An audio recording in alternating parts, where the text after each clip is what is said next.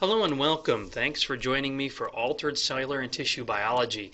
In this section here, we're going to talk about what happens when there's changes that occur to our cells and our tissues. Some of these are adaptive and some of these are going to be harmful to the body, but we'll take a look at all of them so that you have a better idea as to the underlying basis of what kind of changes occur when somebody has a disease or illness. There are two major types of cellular adaptation that can occur in the body. One would be physiologic or adaptive. The other would be pathogenic. So physiologic or adaptive type of cellular adaptation would be the kind of situation where the body is adapting to an abnormal situation and maybe making that situation more controllable by the body. So an example of this could be exercise. So as you exercise, your body is going to physiologically adapt to this new level of stress that you're putting onto the body, this new level of activity that you are applying to the body, and you're going to have some changes occur, for example, hypertrophy of muscles, etc. We can also have pathogenic type of cellular adaptation. This is going to be an adaptation that occurs as a result of having abnormal or bad things happen to the body. For example, if you break an arm and they have to put a cast on your arm for any significant period of time, the muscles, since they're not being used, will start to atrophy. So you'll actually see an atrophy of that muscle mass as a result of the pathogenic process that's occurring. This slide illustrates a number of different types of abnormalities that can occur with our cells. Now these again could either be adaptive or it could be pathologic depending upon the underlying situation that is causing the change, the cellular adaptation.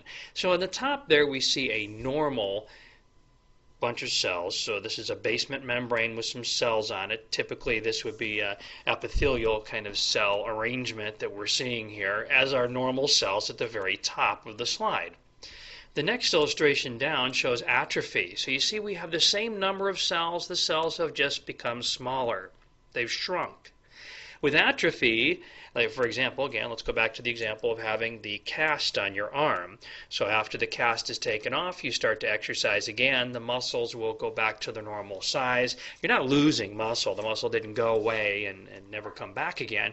They just got smaller, and then as you start to exercise, they'll go back to the top picture there, the normal-looking cells at the top. Next down we have hypertrophy. Now hypertrophy is different than hyperplasia. Hypertrophy means that the cells themselves are growing larger than they normally would. One of the ways that we see hypertrophy in an adaptative kind of state would be in people who lift weights. So a weightlifter is going to increase the size of the muscle cells. So again, look at the top picture of the normal muscle cell, then look at that third picture down, hypertrophy. Notice the same number of cells, they just happen to be bigger. So this is what happens when somebody does a lot of weightlifting. The muscle cells become larger, and that's why the muscle mass looks bigger, is because of hypertrophy. Hyperplasia, on the other hand, is when we have more cells than we normally would have for that particular type of tissue or that particular part of the body. So it's an increase in the number of cells. Now this hyperplasia could be an adaptative kind of a state, or it could be a pathological state where we have too many of a certain type of cell. If those cells happen to be in some place like the thyroid, we could have a overproduction of thyroid hormone, which could lead to the person having thyroid storm and other kinds of thyroid conditions. The next picture down shows metaplasia. In metaplasia, we have an abnormal increase in the number of cells, and the cells are starting to change a little bit. You see the cells there are not the normal-looking cells we have at the top. We have a whole bunch of different kinds of cells. In metaplasia, though, even though we have this overproduction of cells, and they're not looking like the original cell, they're smaller, they don't contain as much of the proteins, etc., that a normal cell would, they're fairly well formed into a type of a tissue. So for example, maybe a callus would be an example of metaplasia. So a callus isn't normal skin tissue, but it's a different kind of a tissue that is formed, and it's a fairly well-shaped formed kind of a growth that occurs, as opposed to dysplasia, where we have an abnormal rough growth that is occurring. And this dysplasia could be something that eventually could lead to the person to developing a cancer type of a tissue instead. Cellular injury, so injury to our cells, can be something that is either reversible or irreversible. So some parts of the body, we can turn that cellular injury around and the cells would become back to normal type cells, or they'd be replaced by normal type cells, and the patient would have no long-term consequences. On the other hand, it could be irreversible, and the changes could occur that would not be reversible, and the tissue would eventually die. And maybe a good example of that might be somebody who has liver failure, where we have damage to the liver and that doesn't regenerate, and the patient ends up with liver failure. So if we have our normal cell over here on the upper left side and we apply stress to it and the cell adapts, or does not adapt rather. I mean, if it adapts, then we're fine, then there's no injury. But if it does not adapt, then we end up with cell injury. If it's a mild or temporary kind of cell injury, then that's something that might be reversible, and then we go back to having a normal cell again. If, however, that cell injury is not mild or temporary, then we get irreversible injury and cell death. Now, if this is 5 or 6 liver cells, it's not a big deal. If it's 5 or 6 million liver cells, it could be a big deal, and the person could end up having long-term tissue dysfunction. One of the mechanisms of cellular injury, and probably the one that we're going to talk about the most, is hypoxic injury. Hypoxic injury is caused by ischemia or anoxia. Let's talk about what those things are. Ischemia is a decrease in the amount of oxygen in the blood. So whenever it ends with, the term ends with emia, E-M-I-A, that means in the blood. So we have a decrease in the amount of circulating oxygen in the blood. Now notice I said decrease, not absent. Absent amount of oxygen is anoxia. So anoxia, it doesn't say emia, right? So anoxia is just a lack of oxygen to the tissue. The cellular response to either ischemia or anoxia will be a decrease in the amount of ATP that is formed.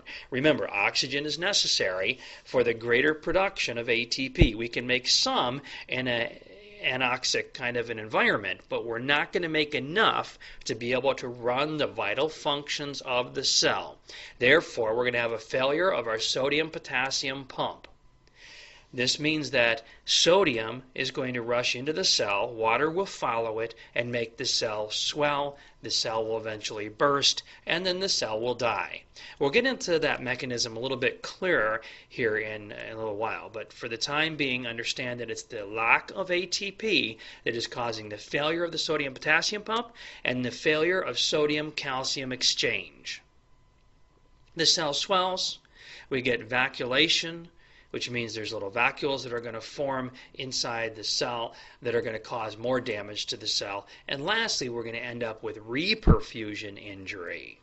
Reperfusion injury means that we have lacked oxygen in the cell. Suddenly we give the cell a whole bunch of oxygen, and that excess oxygen coming to the starving cell is going to cause injury. So think about it in this term. If you are somebody who is starving in another country, you think about some of those people who are very malnourished in other countries. If we went over there and we gave them a supersized Big Mac deal or something like that, they would probably get very sick because their body is not used to handling that volume of food or the amount of fats and etc. that are in those kind of foods, and they would probably end up getting very sick. The same thing is true here with the cell. It's been lacking oxygen for a period of time. Damage has occurred to the cell. Now we're giving the cell oxygen, and that's going to cause additional damage beyond the damage that occurred with hypoxic injury. So to illustrate somewhat here, we have a decrease in the amount of ATP being produced as a result of not having oxygen getting to the cell. So we have an ischemic cell here. Lack of ATP, we're having a problem with our sodium-potassium pump. That'll lead to altered membrane permeability in the cell, a loss of the membrane potential, which is very important, especially in our muscle cells and cardiac cells.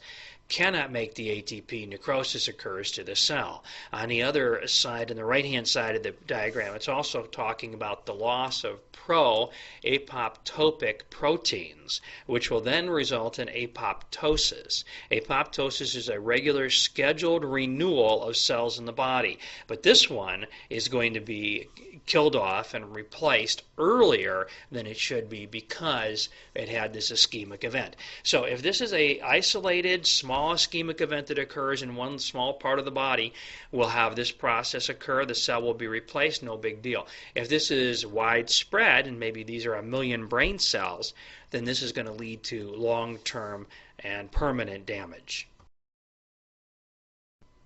Remember that additional damage occurred as a result of having the reperfusion injury. So this is just an illustration of that process. So over on the top part, it's showing the thrombus that's blocking the blood vessel. There's anoxia to the blood vessel because it's not getting any oxygen. If we open up that vessel, we get rid of the thrombus, open up the vessel, and get oxygen to that necrotic cell. Okay, it's necrotic now because it did not get oxygen in the top slide. So now in the bottom part of the slide, it's necrotic. So now we're giving that necrotic cell oxygen.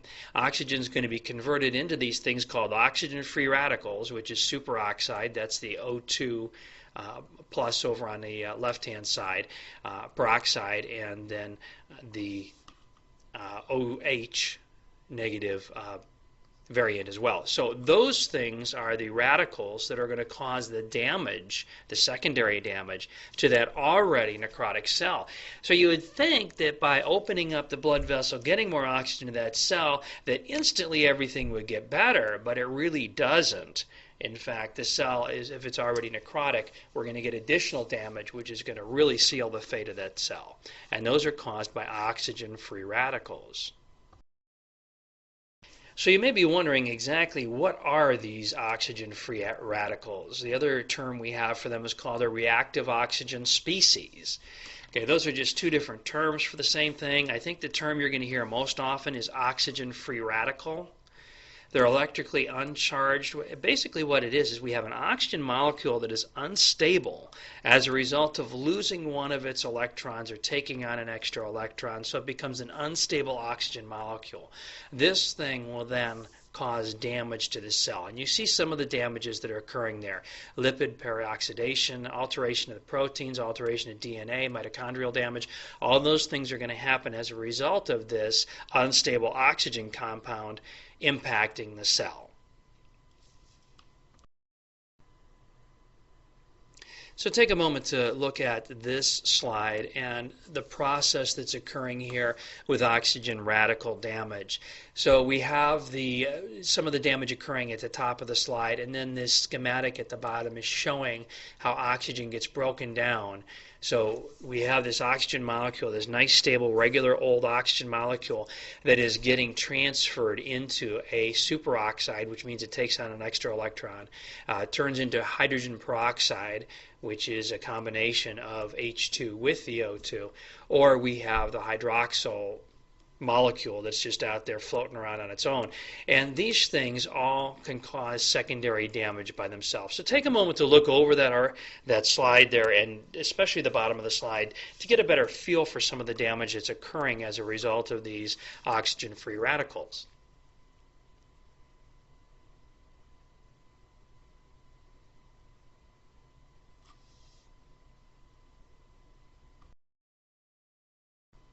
Another mechanism that can cause damage to our cells is a chemical injury.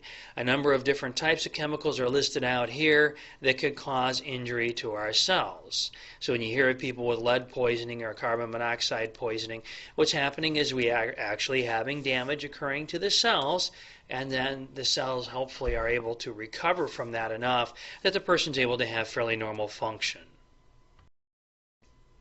Well, we can also have damage occurring to our cells as a result of blunt force injuries, For example, a motor vehicle accident, having blunt force kind of trauma, contusions, hematomas, abrasions, lacerations, fractures, so all of these things that we normally encounter in life, those are causing damage to tissues. When you think about getting a bruise, you might not think about it really being damaging to the tissues of your body, but you're having local damage to that area, which is usually able to recover very easily. But the reason why we have a bruise is because the area has been damaged and the blood vessels have burst, releasing blood under the skin. That's what causes the bruise. So even these things that are unintentional kind of injuries, you bump yourself on a table or something like that, can cause damage to cells. Now, fortunately, it's limited, it's local, it's mild, and it can recover usually in most patients. In addition to blunt force kind of trauma, we can also have sharp injuries, and the difference between these different kinds of wounds you'll hear more about in other classes, but just to give you an idea here, an incised wound is a wound that's cut with, and probably the best way to think about this is just simply an incision. So if you go into surgery and you have an incision for your surgery, that's an incised wound. It's very clean, it's very straight, it has nice wound edges, they're not rough in any way, they're very well approximated, etc. So incised wounds are very clean kind of cuts, usually caused by surgery. Now you can get an incision, so you can get an incised type of wound from other things. Maybe you cut yourself accidentally with a knife or something like that. Stab wounds are going to be sharp wounds that go in, so there's a small opening to the outside of the body, but there's a deep type of wound into the body. A common type of stab wound would be, or a puncture type of wound would be to step on a nail. So stab wound, typically we talk about those as being bigger type of instruments than, say, a nail, so maybe something like a knife. But a puncture wound would be more of a smaller type of instrument like a nail, and stepping on a nail, that would be a puncture wound.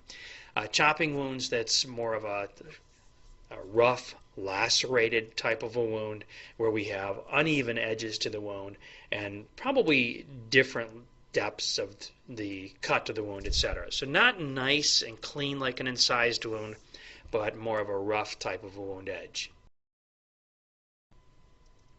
Gunshot wounds obviously are another type of unintentional, hopefully, injury that occurs. But gunshot wounds, there's a couple things we're going to talk about here. The amount of kinetic energy that is caused by a gunshot wound, in case you were staying up late at night wondering about this, is caused by the equation there, half of the motion and velocity squared. So just in case you were staying up late at night wondering about that, there is an equation for what kind of damage that might occur. I think for the most part, when somebody comes to the trauma center and the trauma surgeon is evaluating the wound, they're going to be able to look at the wound and look at some x-rays, etc., to get a good idea as to what kind of damage occurred without having to do any kind of calculations. Entrance wounds typically are going to be small in most cases. The exit wound can also be small, or it can be larger depending upon the type of ammunition that was used to cause this injury. You don't need to know the details about this as far as the blowback and tattooing and things like that. Exit wounds, you never know what the exit wound really is going to look like. We always look for an exit wound. That will give us some idea whether or not the bullet is retained. If there is an exit wound, it could look very much like the entrance wound, depending upon, again, the type of ammunition that was used, or it could be something that's very different. It could be much larger, it could be more rough, it could, a variety of different things could happen with that exit wound. Asphyxial injuries also result in the person having cellular death. This is caused by a failure of the cells to receive the amount of oxygen that they need in order to be able to function appropriately. In other words, to run that sodium-potassium pump, to have enough ATP to run all the vital functions of the cell. So the person has suffocation, for example, strangulation, or it could even be a chemical asphyxiant that is causing a decrease in the amount of oxygen in the blood, which then causes this injury to cells. And this is going to be on a more global scale here. So we're talking about a lack of oxygen to the body as a whole, as opposed to maybe a lack of oxygen to a particular part of the body. So somebody who has a stroke or somebody who has a heart attack is having a decrease in the amount of oxygen to one little part of the body, whereas someone who has a drowning injury or suffocation is having a decreased amount of oxygen to the body as a whole. So we're going to see more global damage occurring with asphyxial injuries than we see with other types of injuries. Infection can cause injury as well. This may sound kind of unusual. You think about, okay, you get a cold, you get the flu or something like that. It's just simply inconvenient and you have to let your body ride it out or you have to take some antibiotics for it. But while that infectious agent is in your body, it's potentially causing injury to cells. Now, for the most part, our immune and inflammatory systems can take care of this. They can rebuild and they can make you well again. But every time you have an infection, there is some damage potentially that is happening to a particular part of the body. If that infection becomes global, so if that bacterium or that virus gets into the bloodstream and starts spreading throughout the entire body, we would call that sepsis. And with sepsis, we can have injury to organs all over the body, leading to multi-organ failure. So infectious injury is a serious condition, especially in those people who are immune suppressed. Well, you may think of your immune system and your inflammatory systems as being systems that are supposed to help the body. They're supposed to get rid of bacteria. They're supposed to get rid of viruses. They're supposed to clean up any problems that have occurred or any injury that's occurred. But the fact is those systems can cause damage as well, especially inflammation, because inflammation is nonspecific. So an inflammatory process that continues can cause additional damage to the body by way of histamines, antibodies, lymphokinases, complement, proteases. Those components of the inflammatory system can cause additional damage to the body. So you probably have heard of people who have inflammatory conditions, somebody who has inflammatory bowel disease, like Crohn's disease, where they're having continuous damage occurring to their bowel as a result of this out-of-control inflammation. In addition, we can also have immune responses that are not productive as well. Have you heard of people that have autoimmune diseases, such as diabetes or lupus? Those are autoimmune diseases where the immune system is actually attacking good parts of the body, leading to disease.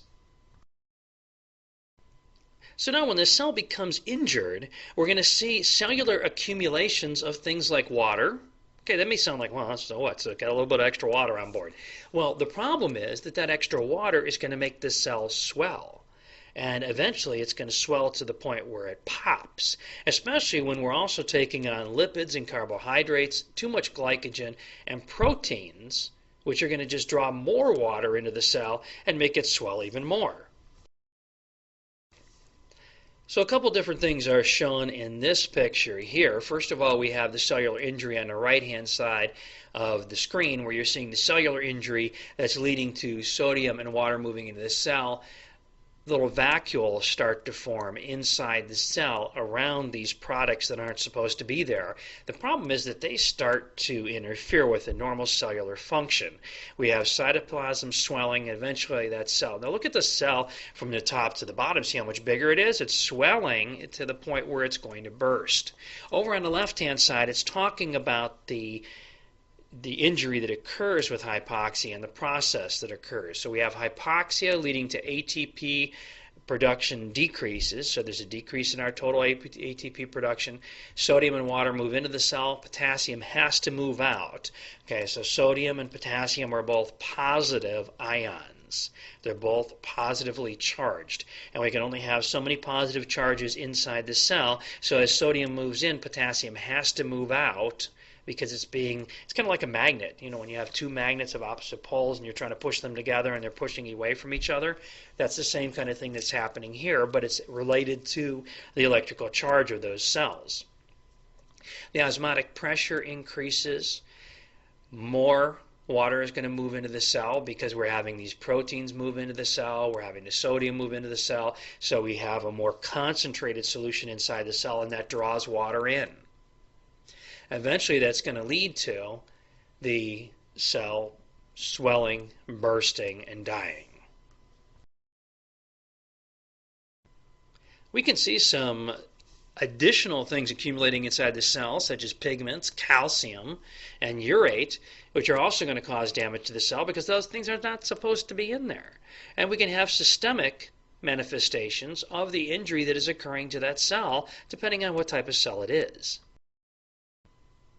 So here's a common type of tissue injury. We have a bruise. So we trip over something, bump our face here, now we've got a bruise under the eye, and that's caused by having red blood cells leave the vasculature. So the blood vessels, the teeny little capillaries, are being injured as we bump into that thing, and the red blood cells are leaving the vasculature. They're getting out into the tissue. That's what's causing the bruising. So we get phagocytosis by macrophages, which are white blood cells, which leads to the iron pigments being free, and that leads to the discoloration that we see called a bruise. Okay, now you don't need to get into a lot of detail about the process that occurs here with calcium that's happening with cellular death or cellular injury. But we do want to know that there is going to be some alterations in calcium. As we decrease the amount of ATP available to run the sodium-potassium pump, that's also going to affect the amount of calcium that we have moving into our cell. And that is going to lead to cellular damage. We're going to have membrane damage. We're going to have our phosphorylation of proteins and chromatin fragmentation. We're going to have all sorts of additional damage that's occurring to our cell that's going to lead to even less ATP and more damage to the cell. So the main thing to keep in mind here is not all of these individual processes that are occurring as a result of increased amount of free calcium, but the fact that calcium is also going to injure the cell when we have an anoxic or ischemic condition occurring. So there are some things that are occurring during cellular death. We start to have necrosis occurring of the cell, and we're going to talk more about this, but there is a process that occurs here. We were talking about ischemia. Ischemia is going to lead to cell injury and then necrosis. So there's a process that occurs. It's a continuum. We don't just have ischemia and death. We have ischemia, injury, and then death. So necrosis is going to be the end result, the eventual end result that occurs if the person has a lack of oxygen going to that cell for a long enough period of time. The processes that occur with necrosis include nuclear dissolution, chromatin lysis, clumping of the nucleus, and fragmentation of the nucleus. Those things will result in having a cell that is no longer able to conduct normal activity, and it's going to die and hopefully be replaced, but in some cases maybe not, and will have long-term disability as a result of having that damage. Now, the medical terms for these processes are included on the slide. I do not expect you to know those. I don't think you'll ever in your nursing career probably hear them again, but they're listed there just in case you're interested in the medical terms for these processes occurring, resulting in the damage to the nucleus. Necrosis can happen or can occur in three main different types. One type is called coagulative. So we have coagulative necrosis. This happens typically in areas of the body that are really very vascular. The kidneys, the heart, the adrenal glands. This is a picture of a kidney with coagulative necrosis. You'll notice that there is a lot of, looks like bleeding on the outside of the kidney, like burst blood vessels and things like that. So we have lots of coagulation occurring here. It's a very vascular organ, and necrosis is occurring in part as a result of that coagulation, but the coagulation is also part of the necrotic event. Liquefactive necrosis, and one of the main things to keep in mind here is it's related to the brain. This happens in the brain cells. It's a result of hydrolytic enzymes breaking down and causing the damage, the necrotic damage to those brain cells. So the main thing here to keep in mind is liquefactive necrosis is what happens when we have necrosis in the brain. So here's a picture of a brain with liquefactive necrosis. And down in the bottom part of the picture there, you can see that there is a lot of area that's discolored. And it looks almost like jelly as opposed to being very firm like the upper part of the section of the brain. Caseous necrosis is usually associated with tuberculin infection. So it's the type of necrosis that's going to happen as a result of having infection by TB. Remember that infections can cause damage to tissue as well. And here's some lung tissue with our caseous type of necrosis. Another type of necrosis is fat necrosis. This occurs in organs that typically have a lot of fatty content, so abdominal organs, breast tissue, etc. And it's a result of the action of lipases. Those are the things that break down fats. So this is a microscope slide here showing the fat necrosis that is occurring in this fatty tissue. So gangrenous necrosis is our fifth type of necrosis. I think I told you there were 3. So there's 5 types of necrosis. And the fifth type is gangrenous necrosis. This is death of tissue from our severe hypoxic injury. Now we have 2 different subcategories of gangrenous necrosis. It can either be dry or it can be wet. A dry type of gangrenous necrosis, as the name implies, would indicate that the tissue is very dry, as opposed to being wet. So we'd have blackened, wet tissue that looks like it's maybe like rotting meat or something like that, as opposed to dry necrosis, which is just a dry, hard black spot that has occurred as a result of this gangrenous necrosis. Also, we can have a gas gangrene that occurs. The name comes from the fact that it gives off a gas, it gives off, and particularly an odor. This is caused by the Clostridium bacteria. So this picture is showing a number of different ways that we can end up having necrosis in the body. We could have a thrombosis or an embolism. In this case, over on the left there, it's showing a thrombosis or embolism occurring in the portal circulation that is perfusing the bowel. We could have a strangulated hernia where the bowel actually goes through the abdominal wall and gets caught or trapped, and then the skin tissue or the muscle tissue is going to pinch that off so that we actually have it strangulating that part of the bowel. We can have a volvus, which is a condition that occurs when the bowel wraps around itself and basically does the same thing as a strangulated hernia, but the difference is it's inside the body and it's strangulating itself. An intussusception can also occur. These things, the intussusception and the volvulus, those things typically happen more in children where their bowel is less well developed. Gangrene could also occur as a result of having decreased perfusion, especially over a long period of time. Previously, I mentioned apoptosis, kind of very superficially, but apoptosis is a programmed cellular death that occurs within the body. So just think for a moment about your skin. And maybe you had a cut on your skin last week, and now that cut is completely gone. It is completely healed up and completely gone. Part of the reason for the fact that it is healed and your skin feels better at this point is that your skin is constantly turning over. The old skin is being replaced by new skin. Your body sets a clock on all the cells in the body, and each one of these cells has a particular amount of time it's going to live. When that clock reaches its time, then it's going to signal the cell to die. So the cell is actually going to die off by apoptosis and be replaced by a new cell. So this is programmed cellular death, and that program will change from cell to cell. One cell is going to live longer than another cell. Some of the cells that turn over very rapidly are going to be cells inside the mouth and the oral mucosa and in the GI tract. This is typically, and when we talk about apoptosis, we're usually talking about a physiologic process. That process can be sped up so that we're turning over cells too quickly, and that would be a pathologic process.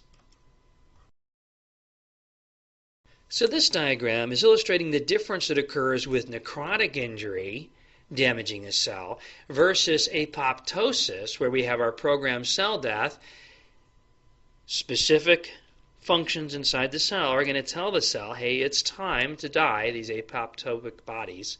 And they're also going to signal macrophages to come up to that area and eat up that cell to get rid of it. Then a new cell is going to grow in that area, and this whole process, remember we're talking about one cell at a time, this whole process is going to happen invisibly. You're not going to see like a little hole in your hand where the cell died off and a new one's coming in. Instead, what's going to happen is it just turns over, and we're talking about one cell at a time, so we're not talking about large areas that are being replaced. You're not even going to notice that that turnover is occurring. Aging is going to cause changes in our cellular tissue and our tissue biology as well. So we're going to have some abnormal things happening as the body ages, as you probably noticed. So many people are so involved in trying to maintain their youthful looks and doing all sorts of things to try to maintain that youth look of their skin and of their body, as far as plastic surgery and using all sorts of creams and lotions and all that other kind of stuff. And that's because we're having changes occurring to the tissue over time. There's a normal lifespan and expectancy not just of the body as a whole, but also of specific organs and tissues. Here are a few of the theories of aging as to why this process may occur. We can have an accumulation of injurious agents over a period of time. So, for example, as you go through your life, you're coming in contact with things that may not cause injury just by one exposure, but over multiple exposures they do. A good example of this could be cigarette smoking. Smoking a cigarette is not going to cause long-term damage to your body. Smoking cigarettes for 50 years will. So there's an accumulation of injurious events that occur. And I'm sure that you have seen people who you say may have lived a hard life, and they look much older than their stated age. They may have an accumulation of injurious events that has occurred much faster than somebody who is living more healthily. It may be a genetically controlled program that is causing aging. So we may have a genetic predisposition that we're supposed to live for so many years. There's genetic and lifestyle factors that could be coming into play. There could be alterations in our cellular control mechanism, degenerative, extracellular, and vascular changes. These are all different theories of why people age and why eventually we end up dying. Well, regardless of what the theory is, there are things that happen with aging. Cellular aging will lead to atrophy, so smaller size cells, decreased function, and even a loss of cell will occur with aging. So we lose some of our muscle cells. Tissue and systematic aging occur, which can cause progressive stiffness and rigidity. For example, in the joints and around the joints, our tissues, our cartilage, our ligaments are not as flexible as they once were, and that leads to stiffness in the joints. Frailty will occur as well, which will decrease our mobility, can cause problems with balance, muscle strength, motor activity. The more we have our elderly people up and moving around, the greater the amount of muscular strength they'll have, the greater the amount of joint mobility they'll have, and the greater the amount of balance that they will have. So if you have an elderly person who's not moving, who's not getting up and moving around, that's going to lead to higher levels of frailty. We're going to have decreases in mobility. We may have even changes in cognition occurring as a result of not getting up and moving around as much. This slide is identifying some of the other changes that occur with aging. Notice that our cardiac output decreases, and we're only up to about 65% of our cardiac output from when we're younger, only about 55% of our respiratory function, 65% of our kidney mass. We only have about 50% of our liver blood flow, 63% of our liver weight. Our conduction velocity of nerve fibers decreases, as does the brain weight, and our citric acid cycle will decrease, meaning we have less ATP available as well. So you could see by this diagram that doing some things to try to increase or try and maintain our function are going to be important. So if that person were to exercise, we can maintain a higher level of cardiac output and respiratory function than if we don't. Now, when you look at some of these numbers here, it might be quite alarming. When you look at the fact that you're losing almost half your respiratory capacity of the lungs, that might become quite alarming. But understand, we don't need most of the respiratory capacity that we have. So we have a redundancy there. We have a redundancy in amount of our liver function. So there are some redundancies in the body that allow for aging to occur without having massive changes in function. So people who are elderly can still exercise, can still run. And I've seen many people running races and even marathons and over 65 years old. So it doesn't mean that just because some of these changes are occurring that they're going to be destined to having decreased function. Part of it depends upon whether you allow those decreases to cause changes in what you're able to do, so in their ability to be able to carry out their activities of daily living. Somatic death refers to death of the entire person, so we're not just referring to death of the individual cells anymore. Now we're referring to death of the person as a whole. Some postmortem changes that are going to occur as a result of death include our algor mortis, our liver mortis, our rigor mortis, and then our postmortem autolysis, which is the breaking down of cells postmortem. Or in other words, the deteriorating or the rotting of the body. Well, thank you for joining me for Altered Cellular and Tissue Biology. I would like to encourage you to go back over and re-examine the sections that talk about ischemia, injury, and necrosis of cells and of tissues. That part is very important to understand to be able to understand the pathophysiology that's occurring in many other disease states in the patient's body. Thanks again for joining me, and until next time, bye now.